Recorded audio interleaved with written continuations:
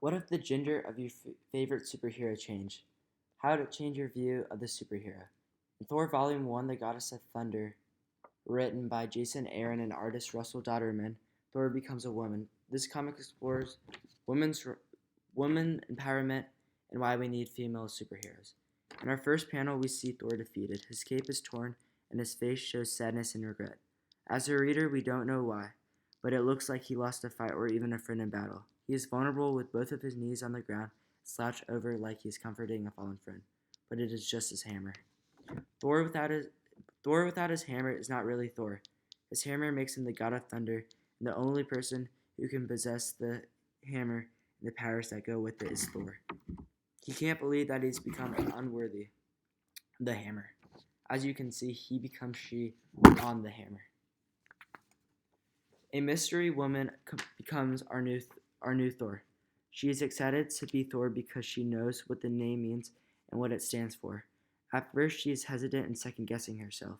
The illustrator uses a lot of thought bubbles to show us this.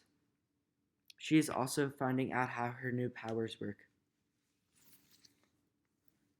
We already have female counterparts in comics. There's a Batwoman, a Superwoman, a Wonder Woman, and more. These superheroes have the same goals and aspirations as their male counterparts. They all fight for justice. Superwoman wants the same thing as Superman. Nevertheless, the reason why we need female superheroes is to show that heroes do not have to be one type of person. Diversity is important because it allows the reader to learn new cultures, perspectives, and lifestyles that can expand your views on certain people.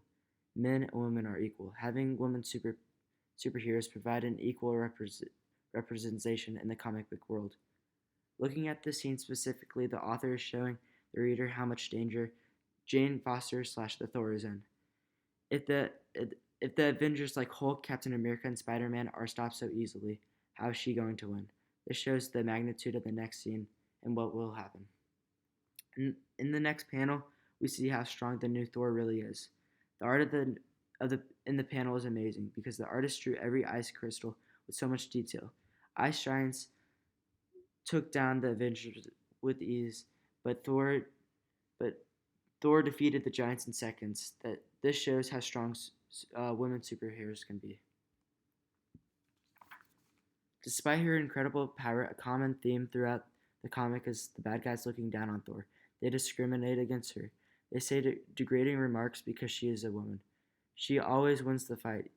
I think the author makes the giants say these remarks so we can easily get behind our main character.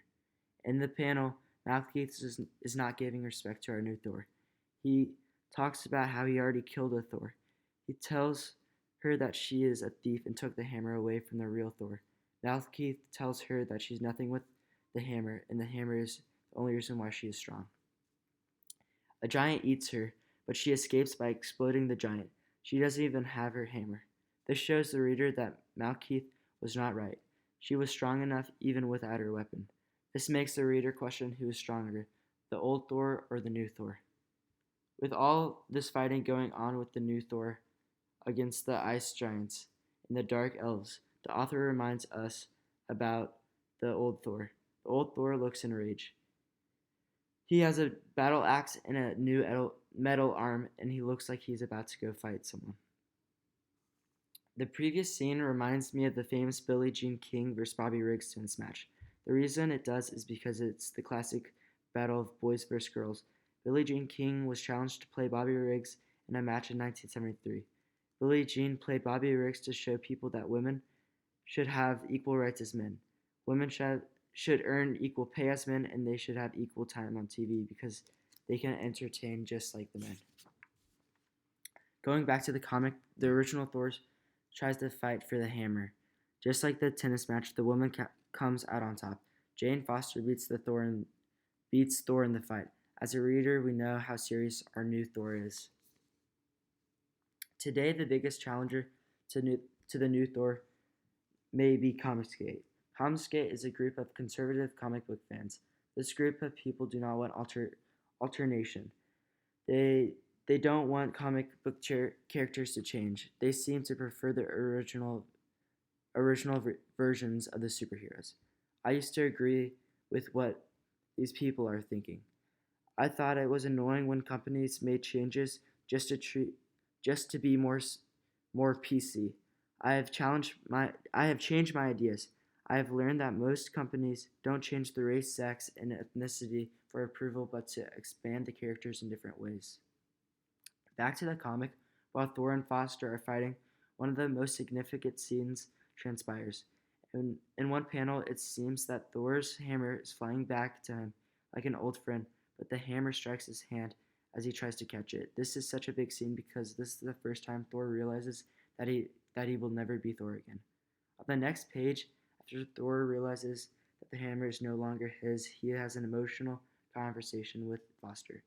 Thor tells her that the hammer has chosen her to become the new Thor. He is finally ready to give responsibility of the hammer to Foster. Thor and Foster decide to stop fighting each other and fight together to defeat the ice giants. They decide to become allies. This compares to a coach and a player. The player is younger and newer and needs guidance and advice to become the best version of herself. At the end of the day, I think that everyone should be able to enjoy the simplicity and calming nature of comics.